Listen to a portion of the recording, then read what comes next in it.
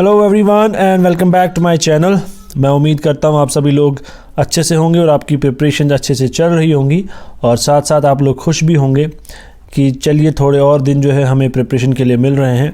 मैंने अब सोचा था कि हम एमसीक्यू सीरीज़ स्टार्ट करेंगे और मैं कोशिश करूंगा डेली बेसिस पे किसी टॉपिक पे एमसीक्यूज़ आपको देने की, लेकिन चलिए हमें एक्स्ट्रा डेज़ मिल गए हैं तो मैं टॉपिक्स भी करवाऊंगा और साथ साथ कुछ एमसीक्यूज़ भी मैं आपके लिए लेके आऊँगा। तो आज हम डेमोग्राफी पे कुछ एमसीक्यूज़ करेंगे। ठीक है, डेमोग्राफी बिल्कुल मैंशनड है इकॉनमी के जो कंपोनेंट है उसमें, तो उसके ऊपर कुछ एमसीक्यूज़ मैंने लाए हैं। तो चलिए स्टार्ट करते हैं। पहला एमसीक्यू हमारा है, when first census was held who was the governor general. तो गवर्नर जनरल जो हैं ये आपने हिस्ट्री में भी पढ़ने हैं, ठीक है, और इनके बारे में सारी इंपॉर्टेंट इन्फॉर्मेशन भी आपको पढ़नी है कि डॉक्ट्रिन ऑफ लैप्स कब आया था और वो किसने लाया था, पार्टीशन ऑफ बंगाल कब हुआ, तब कौन था। ठीक है, इसी तरह जितनी भी इम्पॉर्टेंट चीज़ें हुई हैं उस टाइम कौन गवर्नर जनरल था या वॉइस रॉय था, वो सब चीज़ें आपको ऐसे भी पढ़नी है। इसमें आपको father of local self government भी आएगा और बहुत सारी चीज़ें आएंगी। तो जो गवर्नर जनरल्स हैं, वॉइस रॉयज़ हैं, वो आपको बड़े ही ध्यान से पढ़ने हैं। तो आपका पहला क्वेश्चन जो है इसका आंसर हमारा है सी, लॉर्ड मायो। जब पहला सेंसस हुआ था 1872 में तो तब हमारा लॉर्ड मायो था गवर्नर जनरल। ठीक है, दूसरा क्वेश्चन हमारा आता है who is known as the father of demographic studies? Neil Edgar, Tim Cresswell, Karl Marx, Aryabhata. तो अगर इसका आंसर आपको आता है तो बहुत अच्छी बात है, अगर नहीं आता है तो इसका करेक्ट आंसर जो है वो सी, कार्ल मार्क्स है। ठीक है, उसके बाद When was the first census held in India? मैंने अभी ऊपर आपको बता दिया, हमारे ऑप्शन है 1869 में पैदा एक इम्पॉर्टेंट पर्सनैलिटी हुई थी। अगर आपको पता होगा तो आप कमेंट करके ज़रूर बताइएगा। 1870, 1871 और 1872। तो हमारा जो करेक्ट आंसर है वो है हमारा डी, 1872। उसके बाद which is the state with maximum sex ratio in India. ठीक है, तो ऑप्शन 4 है हमारे पास, छत्तीसगढ़, कर्नाटका, केरला और उड़ीसा। ये बड़ा ही सिंपल है और ये आपको पता होना चाहिए।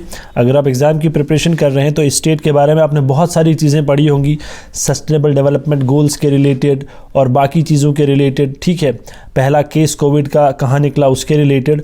तो ये सब चीज़ें अगर आपको पता होंगी तो इसका करेक्ट ऑप्शन है केरला। केरला में इंडिया का पहला कोविड केस डिटेक्ट हुआ था और सस्टेनेबल डेवलपमेंट गोल्स में भी केरला ने क्या किया है, टॉप किया है। ठीक है, तो इस तरह से चीज़ें आपने कनेक्ट करनी है, लिंक करनी है और ध्यान में रखनी है। तो what is sex ratio? Sex ratio का मतलब क्या है? अब इसमें सिर्फ सेक्स रेशो, अब देखिए क्वेश्चन सिर्फ सेक्स रेशो का है, लेकिन आपने इसमें साथ साथ बर्थ रेशो भी पता करना है क्या होता है, डेथ रेशो भी पता करना है क्या होता है, मोर्टेलिटी रेट क्या होता है, फर्टिलिटी रेट क्या होता है, मैटरनल मोर्टेलिटी रेट क्या होता है। तो ये सारी चीज़ों पे डायरेक्ट क्वेश्चन आपको आ सकता है। जैसे यहाँ पे आया है व्हाट इज सेक्स रेशो, तो वैसे ही डायरेक्ट डेफिनेशन भी आपसे पूछ सकते हैं। तो इसका जो ऑप्शन है पहला, नंबर ऑफ फीमेल्स पर 1000 मेल, नंबर ऑफ फीमेल्स पर 100 male, the study of population growth, none of these. तो इसका करेक्ट ऑप्शन आपको पता होगा, ए है नंबर ऑफ फीमेल्स पर 1000 मेल। ठीक है, और केरला का कितना है, 1034। ठीक है, उसके बाद है name the union territory having the highest density of population. अब डेमोग्राफी में आपका सेंसस भी आ जाता है, तो सेंसस में आप डेंसिटी भी देखेंगे, मोस्ट पॉपुलेटेड भी देखेंगे, लीस्ट पॉपुलेटेड भी देखेंगे। ठीक है, और इसके सबसे ज़्यादा एरिया कौन सी स्टेट का है, सबसे कम एरिया कौन सी स्टेट का है, ये सारी चीज़ें आपने देखनी है। सेक्स रेशियो सबसे ज़्यादा किसका है, लिटरेसी रेट सबसे ज़्यादा किसका है। ठीक है, ये सब चीज़ें आपने देखनी है। तो अब हमारे पास ऑप्शंस हैं लक्षद्वीप, जम्मू एंड कश्मीर, चंडीगढ़ एंड दिल्ली। ठीक है, तो बताइए कौन है। अगर आपको ऑप्शन नहीं पता है, आंसर नहीं पता है, तो इसका आंसर दिल्ली है। दिल्ली का हाईएस्ट डेंसिटी है पॉपुलेशन। ठीक है, आप सेंसस जो 2011 का है उसको देख लीजिएगा, आपको नेट पे उसका एक जो है चार्ट मिल जाएगा। तो एक्सक्लूसिवली बिल्कुल वहाँ सब कुछ दिया हुआ है, तो वहाँ से ज़रूर देखिएगा। उसके बाद नेक्स्ट क्वेश्चन हमारा है, which year is known as the year of demographic divide. ठीक है, तो कौन से ईयर को डेमोग्राफिक डिवाइड से पुकारा जाता है या कहा जाता है? 1920, 1919, 1921 और डी ऑप्शन है 1918। तो इसका जो करेक्ट ऑप्शन है वो है 1921। मैं इसके रिलेटेड आगे और क्वेश्चन आपको बोलूँगा। Which of the following state has the highest literacy rate?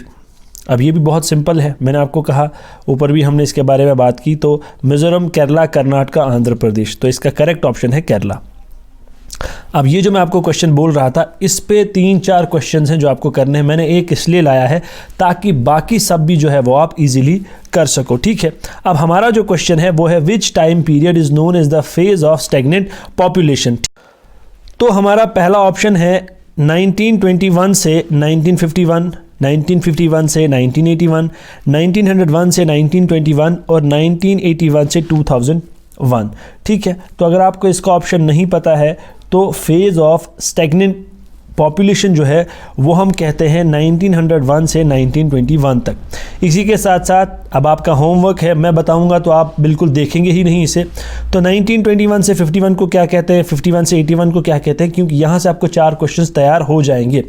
और देखिए, जब भी कोई क्वेश्चन हम करते हैं और अगर उसके ऑप्शंस रिलेटेड होते हैं, ठीक है, तो बाकी ऑप्शंस को भी ज़रूर देखना चाहिए, क्योंकि वहाँ से भी कभी कभी क्वेश्चन आ सकता है। ज़रूरी नहीं है आपको स्टैग्नेंट पॉपुलेशन का ही पूछेगा, आपसे स्टेडी पॉपुलेशन का भी पूछ सकता है, ठीक है। आपको पॉपुलेशन एक्सप्लोजन का भी पूछ सकता है, high growth with declining trend का भी पूछ सकता है। तो ये सब ऑप्शंस इंपॉर्टेंट हैं और यहाँ से आपको 4 क्वेश्चंस बन जाएंगे। तो ये आपने खुद ढूंढना है कि इन्हें क्या क्या कहते हैं। उसके बाद the census of 2021 will be the dash census of India. अब 2021 का जो है वो 2022 में होगा, क्योंकि हर 10 साल के बाद होता है। पहले 2011 में हुआ था, अब 2021 में होगा। तो अब आपने मुझे बताना है कि जो 2021 का सेंसस यानी कि अब होगा, वो कौन सा सेंसस होगा। क्या वो 14th होगा, क्या वो 15th होगा, क्या वो 16th होगा, क्या वो 17th होगा। तो जो ये होने वाला है वो हमारा 16th सेंसस है, ठीक है। तो ये थे कुछ MCQs। इसी तरह मैं आगे भी MCQs डिफरेंट टॉपिक्स पे लेके आऊँगा।